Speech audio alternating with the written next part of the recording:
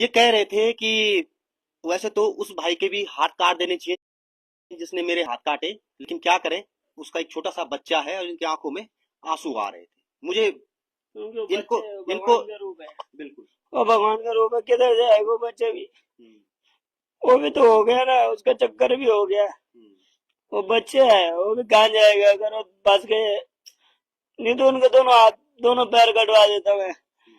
पर बच्चा हो गया। अब बच्चे ने क्या बिगाड़ा मेरा?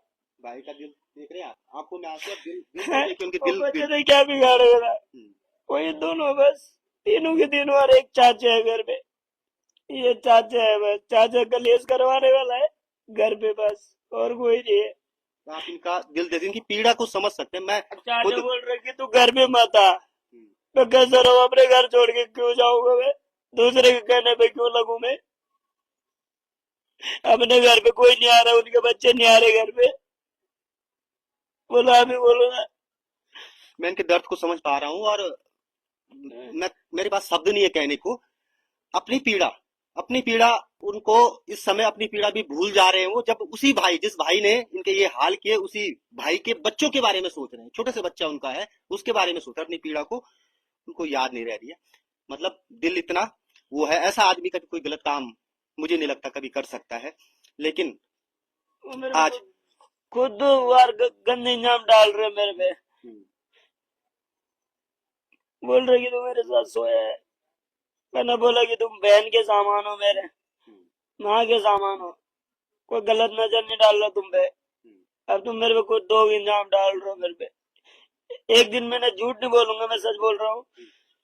जब उन्होंने बच्चे उनके हाथ में नहीं था, बच्चे मम्मी की गोदी में था, तो उन्होंने मेरे बाल पकड़े तो धक्का मैंने सच में मार दिया, क्योंकि उनको मेरे बाल अपने छुटाने के लिए मैंने उनको सच में धक्का मार दिया। मैंने कहा तुम मेरे पे इतना गलत इंजाम डाल रहे हो, फिर पता नहीं कितना बड़ा इंजाम डालोगे। मैंने कहा मेरे से बड़े अच्छा है तुम मेरे से साइड रहो। मैंने धक्का मार दिया उनको साइड में।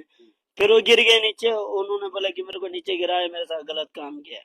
बिल्कुल। इस तरह की भाभी ने जो है ये बात जो है भाई को बताई।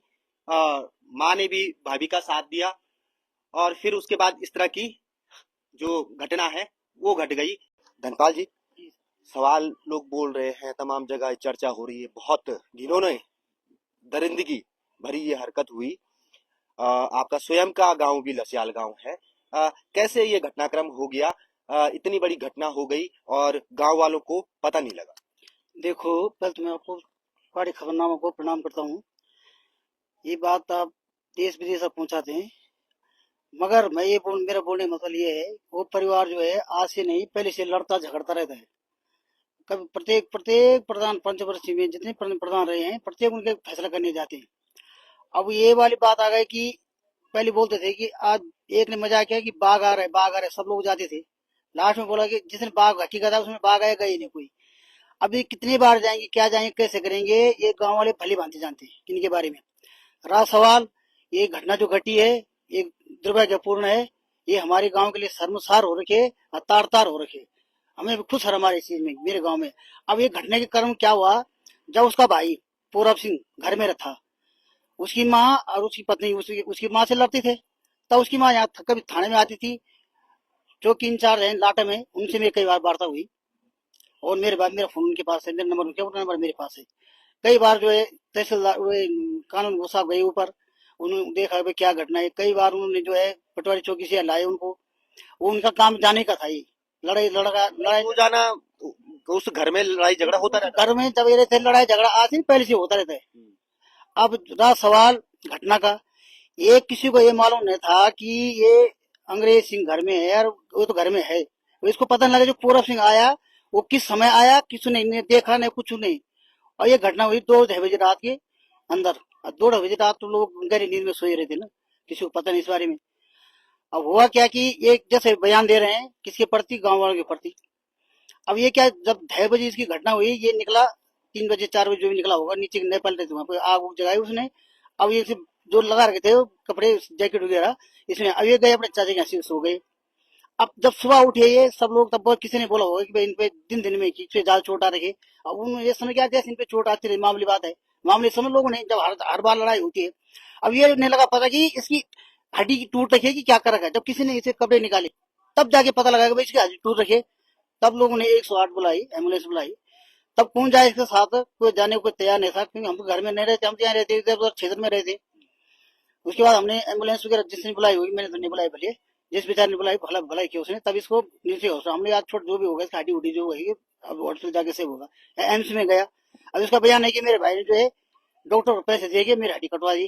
डॉक्टर तो शायद ऐसा करता नहीं होगा, ऐसा कोई डॉक्टर तो होगा नहीं, जब तो मुझे विश्वास है, जब काम का नहीं रहा हाथ तभी काटा होगा।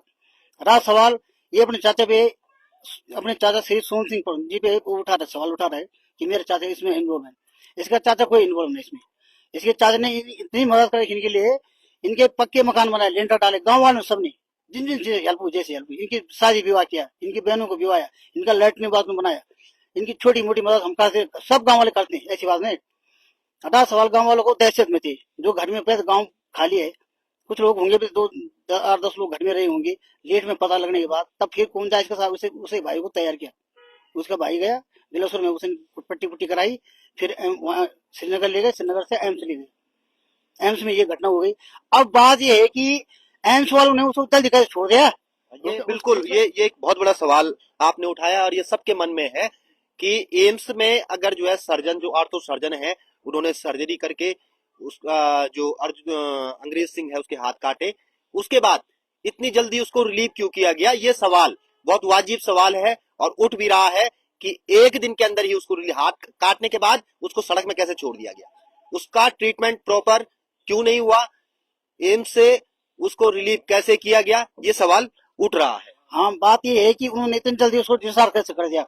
या तो इन्होंने भाग के आए वहां से, मुझे लगता है दिक्कत मानसिक टाइप के लोग हैं, या तो भाग के आए और उसी घर में लेके उसको घर में, हम तो समझा अब 2-4 दिन बाद उसका ट्रेन में होगा तभी आएगा। वो दूसरे दिन सुना हमने कि वो तो है चौकी पे आ गया, किसी दोस्त ने उसके लाया होगा चौकी पे, और उसका आना वाजिब है, न्याय दिलाना वाजिब है। तो हमने पुलिस वालों को और हमारे समय सीएमओ साहब ने भी बहुत अच्छी मदद की वहां पे। उन्होंने बोला कि जब तक ये ठीक नहीं होता उसको भर्ती से खाने पीने का जांच होनी चाहिए इसकी कि आखिर जो है। और फिर एक और चीज जो इसमें सामने आ रही है, प्रशासन को भी इसमें फोकस करना चाहिए, क्योंकि एक व्यक्ति के हाथ कटे हैं कि एम्स में जब जिस दौरान ये सर्जरी की गई, जिस दौरान उसके हाथ काटे गए, उससे पहले ये क्यों नहीं देखा गया कि इस केस की हिस्ट्री क्या है।